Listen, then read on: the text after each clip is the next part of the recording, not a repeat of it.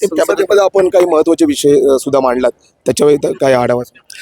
संसदेमध्ये म्हणजे मला पहिले ट्रॅफिकच्या बाबतीमध्ये जे आपल्या मुंबई शहरामध्ये आहे, हा जवळजवळ 483 चौरस किलोमीटरचा एरिया आपल्या मुंबई शहराचा आहे. म्हणजे नॉर्थ आणि साऊथ असा आहे, म्हणजे तिन्ही बाजूला समुद्र आणि आपला एरिया आहे.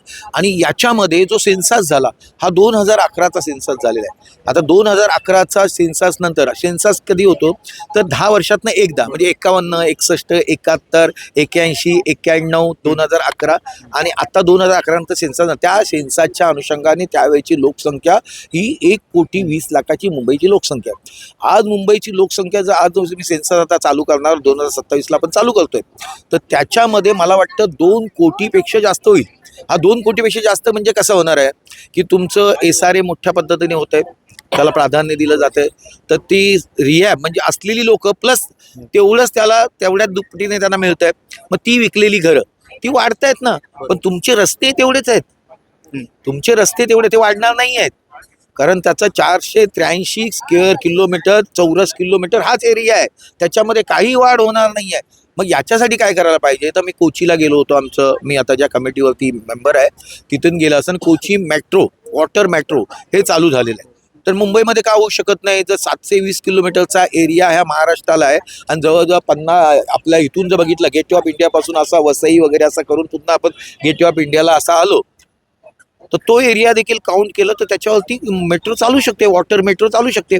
आणि ती झाली तर 10-20 हजार लोक त्यातनं प्रवास देखील करू शकतात, जे कोचीमध्ये होऊ शकतं आणि मुंबईमध्ये होऊ शकणार नाही. तर इकडच्या बाजूची वेस्टची जी लोक आहेत तर त्याचा फायदा ते घेतील ना अशी संपूर्ण. मग तो भार रेल्वेवरचा भार, मेट्रोवरचा, त्यानंतर मी मेट्रो आणि रेल्वेची कनेक्टिव्हिटी करून टाकलेली आहे, तर ती एक चाललेली आहे. इथलं पण आता कनेक्टिव्हिटी तेच करतोय मी, की जोगेश्वरी स्टेशन रेल्वेचं मेट्रोला करतोय, 6 आणि 7चं कनेक्टिव्हिटी करतोय. 6 आणि 6 इथून गेल्यानंतर त्याची कनेक्टिव्हिटी मी इथं देतोय, म्हणजे व्हिटीला जाण्यासाठी देतोय. त्यामुळे आणखीन 2 वर्षांनी तुम्हाला आणखीन वेगळं चित्र दिसेल. इन्फ्रास्ट्रक्चरला आपण जास्त प्राधान्य. इन्फ्रास्ट्रक्चर नसेल तर तुम्ही काहीच करू शकत नाही. त्यामुळे डेव्हलपमेंट ही मोदी साहेबांचा जो विचार आहे की इन्फ्रास्ट्रक्चर वाढवणं. आता मला सांगा, ही जी मेट्रो आपली आता आपण करतोय, ही मेट्रोचं उद्घाटन कधी झालं होतं तर 75 साली, 85 साली झालं होतं. आता 85 पासून आतापर्यंत काही नाही झालं. 2014 नंतर याला गती दिली. त्यामुळे तुम्ही जर बी पेरलं नाही, बीज पेरायचं नाही, सांगायचं मी पेरतोय म्हणून, ते पेरलं नाही तर झाड येणार नाही, त्याला फळही लागणार नाही. त्यामुळे मोदी साहेबांचं जे व्हिजन आहे, कन्स्ट्रक्टिव्ह व्हिजन आहे. आता तुम्हाला आपण जे वातावरणामध्ये जे ड्रोन आपण हे केले, ड्रोन दिदी म्हणून आणलं होतं, माहिती आहे तुम्हाला?